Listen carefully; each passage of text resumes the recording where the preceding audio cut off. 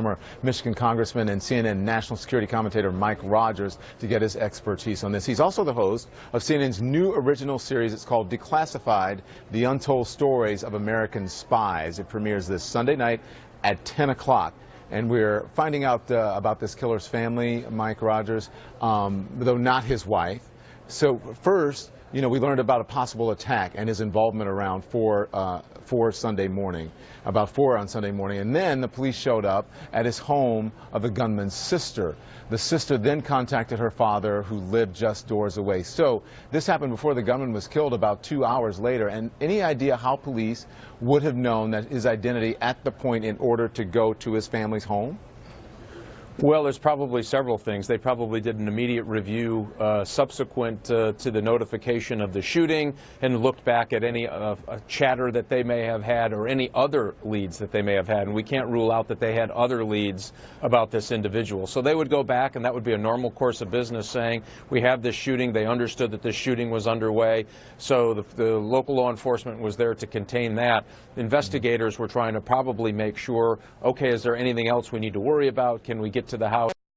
Are there other accomplices? Are there bombs, explosives, other weapons? Is there something else that we can do to shut this down? And remember, he was communicating with in his social media field with his girlfriend at the very least. And he was publicly checking other websites. So I'm sure in real time they were able to narrow this thing down to figure out who the shooter was by about 4 a.m. and probably earlier, and got folks dispatched pretty quickly to the residence to try to, again, make sure that if there's anything else going on that they didn't know, that they could cut it off, or see if there's any other ammunition, weapons, other things that they could take off the street.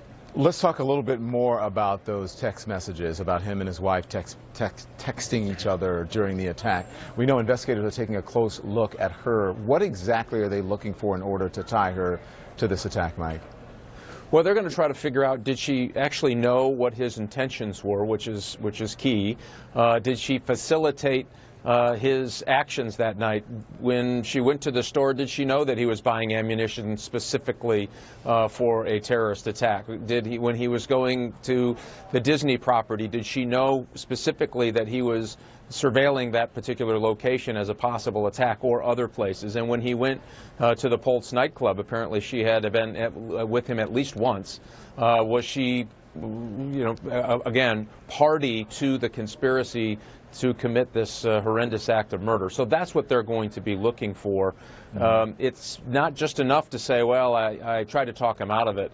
The FBI is going to do a thorough investigation to see, all right, what really was your role? And did you have the opportunity to pick up the phone and call the FBI or the local authorities to stop this mass murder? That's what they're going to try to determine. Not an easy case to make, Don, I might add, but I'm sure that's exactly where the investigation is going. So let's talk about, investigative stories, because your new show premieres this Sunday night here on CNN. It's called Declassified. Tell us a little bit about it. Well, if you love spy stories, spy versus spy, you're going to love it. And if you want to meet the people who actually do this work, who are in the shadows normally, they tell these stories through their own words. And I think it's such a powerful set of stories to tell people exactly what happens in the spy business. Everything from the first woman who went to Moscow to run a Russian asset with the KGB chasing her all over, to FBI investigations into Chinese espionage right here in the United States, and all the intrigue that goes with it. But importantly, Don, it's told through these stories. They're very powerful stories that allows somebody to kind of walk and peek behind the curtain of how espionage really works in the real world. Pretty great stuff. Yeah, it sounds like it. Thank you very much, Mike Rogers. Look forward to watching that. The show premieres Sunday, 10 p.m. Eastern, of course, right here on